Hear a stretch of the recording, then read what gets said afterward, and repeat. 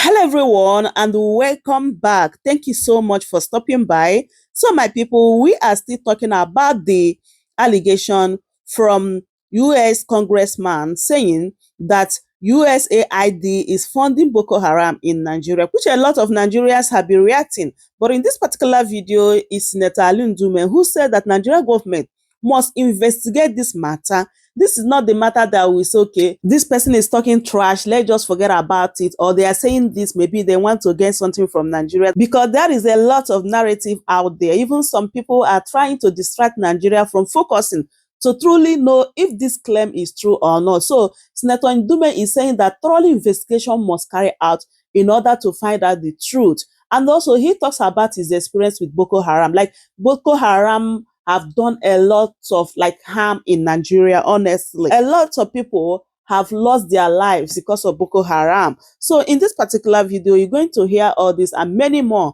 about this new development. Just take a listen and hear everything Senator Udume said in this particular interview. So these are heavy allegations, perhaps not verifiable at the moment because they're not coming from sources from the American government directly or the agencies of American government. But these allegations coming from a United States congressman, a lawmaker in the United States. How worried are you about those information, especially because Boko Haram as an organization is being mentioned in all of this inquisition?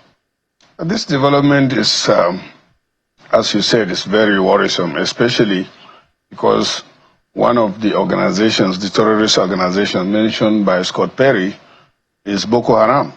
And Boko Haram has ravaged not only the northeast, but even Nigeria. You can remember Boko Haram bombed the police headquarters and the UN office in Abuja here. And the casualties is enormous. So Nigerian government must be interested, and I'm worried.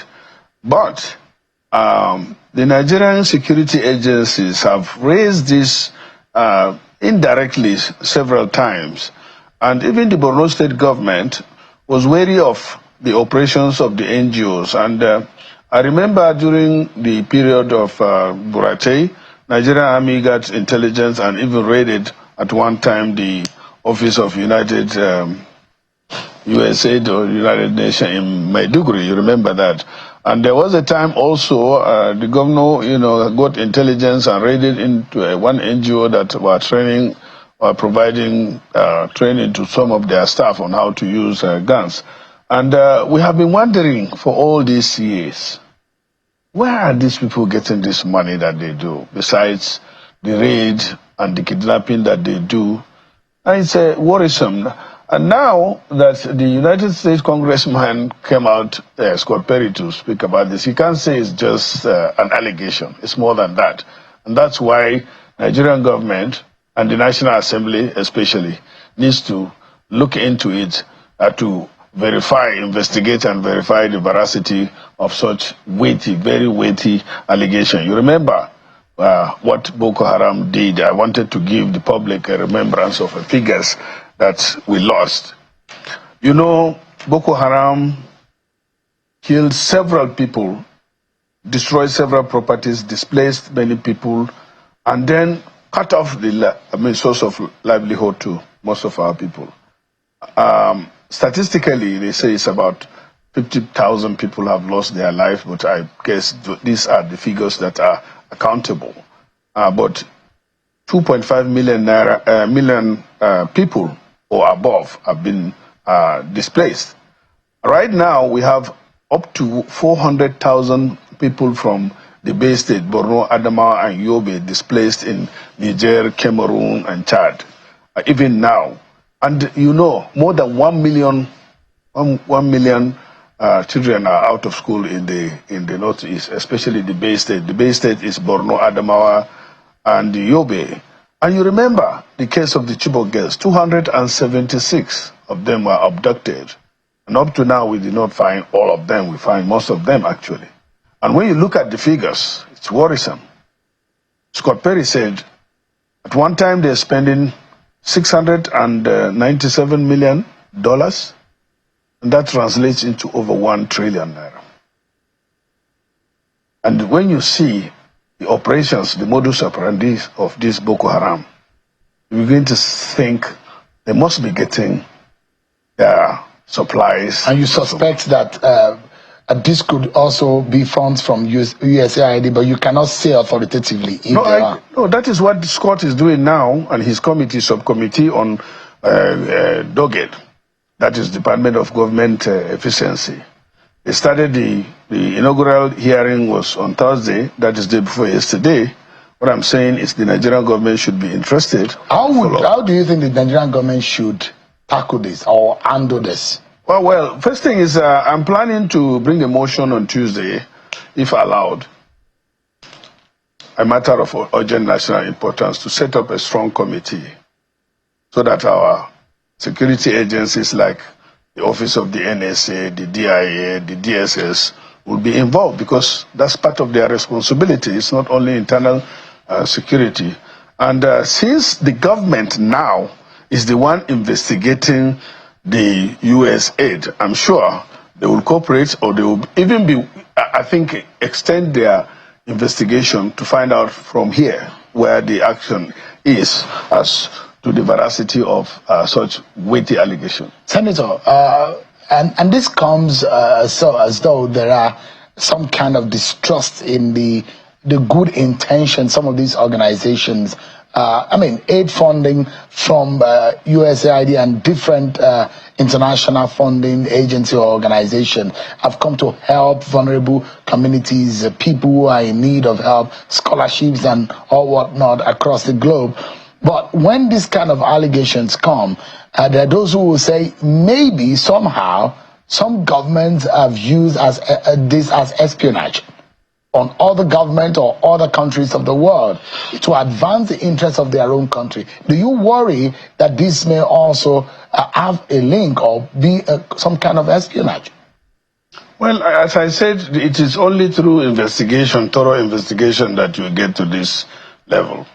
But all I'm saying is that the security and welfare of Nigerian citizens is the responsibility of the government. It is not responsibility of any other government or any other country. So this issue of relying on aids from other countries is not even good for us, because Nigeria by now is supposed to be the one that is giving out aids, not the one receiving aids. So why don't we, I think this is like a wake-up call for all of us to stand up the government. We have everything. We have everything. The only problem is in the leadership.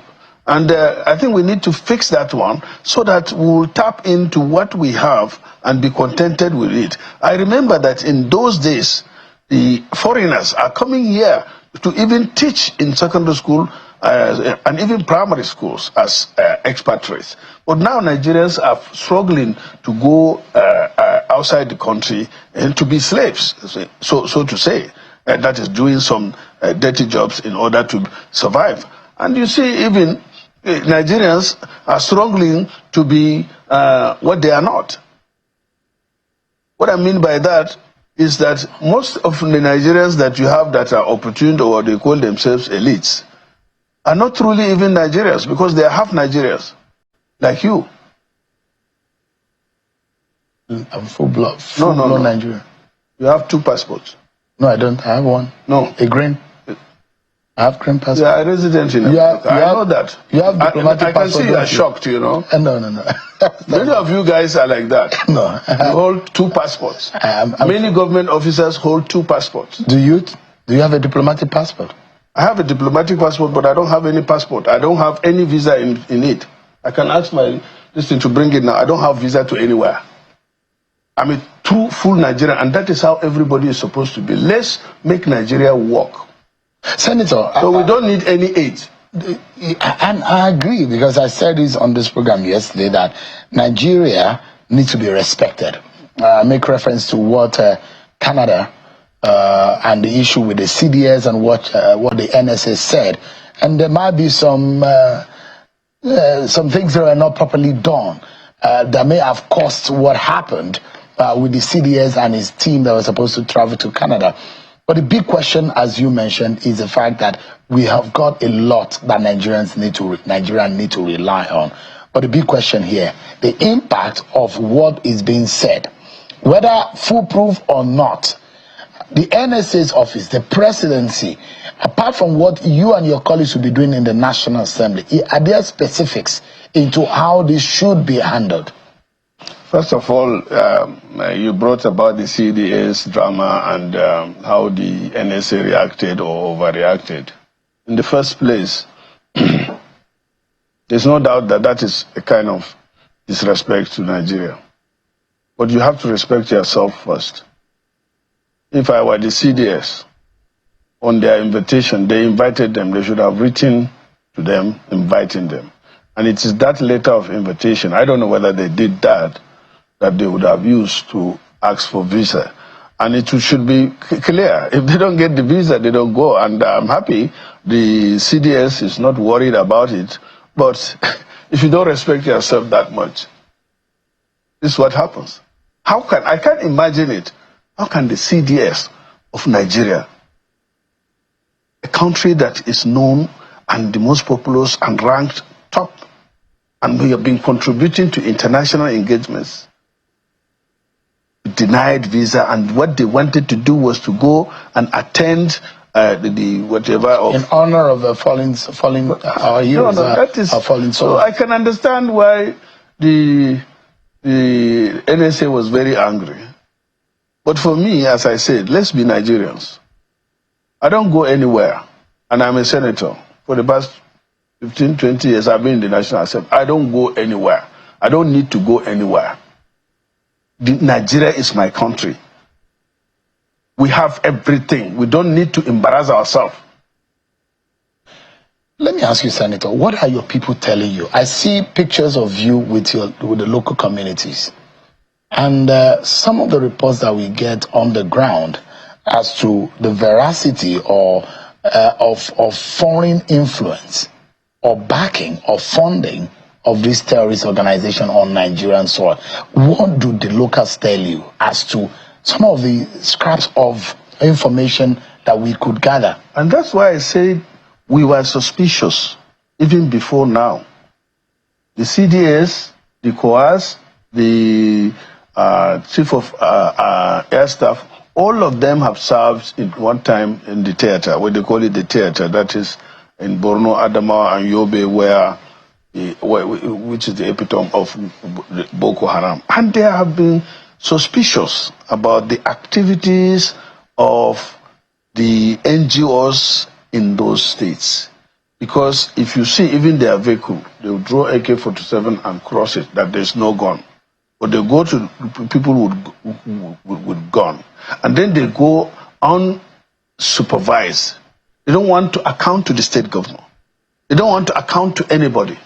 I understand they don't even account to ministry here in the Federal Ministry of Humanitarian, where they are supposed to be working together jointly and, reporting.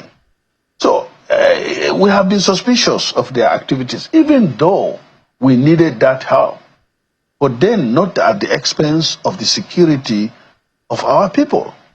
As I told you, the statistics we have is that over 50,000 people have been killed. Over 2.5 million people have been displaced.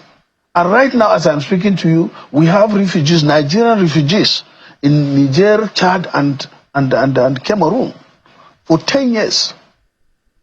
And this thing continues unabated. In fact, recently, when I went home, they killed, I think, 6 people as a result of the use of AIDs. They told me that these people came with new Toyota Hilux, and this they call it Samsara, or that, and that are not common here in Nigeria.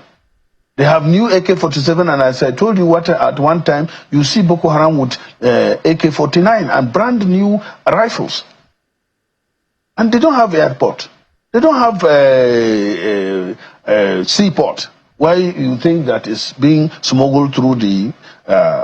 So the activities are actually something that the Nigerian government needs to be interested, especially with this revolution. So the question here is that, if there are no funding heavily from external forces or internal forces, you don't think that Boko Haram would have festered for this long? Yeah, and besides, Not only that, even if they don't have funding, our own security agencies must be properly funded. To be able And to their counter them. spending, yes, and their spending or budget allocation should not be discretionary. It should be something that if you budget 1 million for the army and you release the money, if you cannot release the 1 million naira at go, you have to release it maybe twice, 500,000. That's the example. As I did now, if they have 4 trillion, security is very important. Give the security agencies, Nigerian Army, Air Force, Police, SS, and all the security agencies, give them their money at a go. And that is what is killing their job. And the money should be enough for them to work. I hear Mr. President giving them this thing that they have to get rid of this in 1 year. You can't get rid of it in 1 year without giving them the money. But let me ask you, why do you think that these dissidents, these terrorists are still operating? Because they have money. Several years later? Yeah, because they believe in what they are doing and they have been funded, as you said. If they don't have the funds, if they don't have, when the Nigerian Army, what they did last 2 years, and that's why it went down, is that they tried to block the supplies. That's why they have to come and be scavenging. In these days, in my local government, even, when people go to their farms on their bicycles, they have to gather them in one place and have the security, regarding the bicycles. When they finish with their farms, they come to one location to pick their bicycles to come back home. They steal bicycles. They steal food. But there are no, in Borno State, for example, in your senatorial district, Boko Haram is not holding any territory. No, not to say, but they go and come back. Yeah, what they do is hit and run, and in fact, they have their own route that is known. We have 3 black spots: the Sambisa, the Lake Chad area, and of course the Mandara Mountains. Boko Haram those are the 3 black spots, and their number have gone down. Their level of attack has gone down. But these days, I'm worried, and that is because the Chadian government and the Niger government have sacked virtually, to say, Boko Haram, except for those that are coming from Mali, Burkina Faso, and so. But in those their areas bordering Nigeria, they make sure they push them out, and that is the result of us having problem in Northwest now, the Lakura, what did they call them? The Lakurawa. The Lakurawa. You understand? And in Borno, those that are in the Lake Chad fringes, and thank God, you know what? Just few days or 3 days ago, they are fighting themselves. The ISWAP and Boko Haram are fighting. In one of their encounter, I understand they lost casualties, a lot of casualties. On both sides? On both sides. And so when the Nigerian Army took advantage of that also, to go after them. I believe strongly that if the Nigerian Army or the Nigerian security agencies are well funded, especially with this team now, Christopher, Abubakar, and the Olorere. These are people that know that terrain, know what it takes. There have been a lot of efforts by leaders within the region, and I'm wondering, are these efforts really yielding results? I'm talking about northern leaders, religious leaders, political leaders. Is there truth in the effort in quenching or ending permanently this scourge that is affecting the local communities? Nobody wants insecurity. The elders have been talking, the elders have been supportive, but that's the best they can do. These people are out there, they don't listen to elders. In fact, they kill elders. Some of them kill even their parents. And they're still using innocent citizens in the state, isn't it?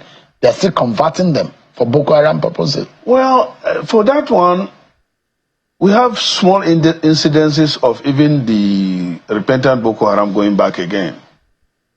We have those incidences. But normally, the funding has gone down and the supplies have cut off, but even now they still infiltrate the people. I think they recruit more of informants than the foot soldiers now. Their number is going down. not many people, unlike before when they had a lot of money, they come and rob banks and all that. That time they normally incise people, and as time goes, people understand the public is doing its best in trying to educate the youths and discourage them, and they have seen that this life of being in the bush for all this time without integrating into your society will not help. But as I said, the key is fund Nigerian Army.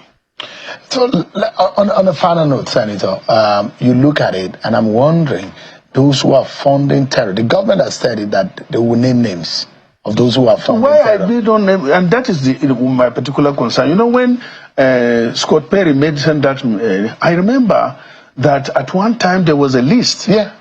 Under the Buhari government, when Lai Mohammed said there are lists of those who are funding terror in Nigeria, do you know some of these people who are funding them, Senator? I don't know. They said they are very influential people. So, but then to what end are they doing that? I don't know, but and I don't even understand why are they doing that kind of thing. But the most important is that at one time it was mentioned that they even arrested.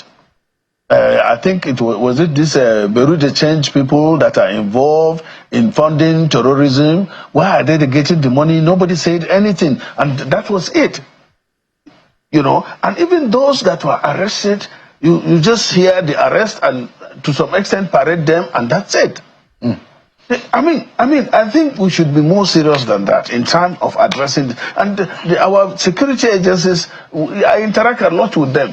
They are even frustrated. The Bok0 model, are you in support of it? Which one? How to cut off the local recruitment into Boko Haram. Yes. Are you in support of the Bok0 model? The involvement of governors in how you can douse. Of course, what my governor or that of Borno State, and in fact even that of Yobe and the Bay States, they are doing their best in terms of, because they are, of course, they are the chief security officers, but as you can see, they involve the locals, the hunters, and then they do a lot of empowerment, engagement with the youth. But as I said, the remaining balance is to get rid of the Boko Haram in wherever they are, especially the 3 black spots. And what you need to do, and the Lakuras there, is what you need to do is to fund the Nigerian Army. It's team. Yeah. Team, training, equipment, ammunition, and motivation. Let me tell you what.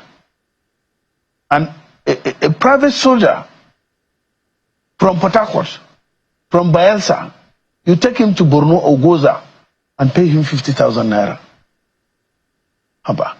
And then you pay him 1,500 naira as a daily distance for his food. 1,500 naira.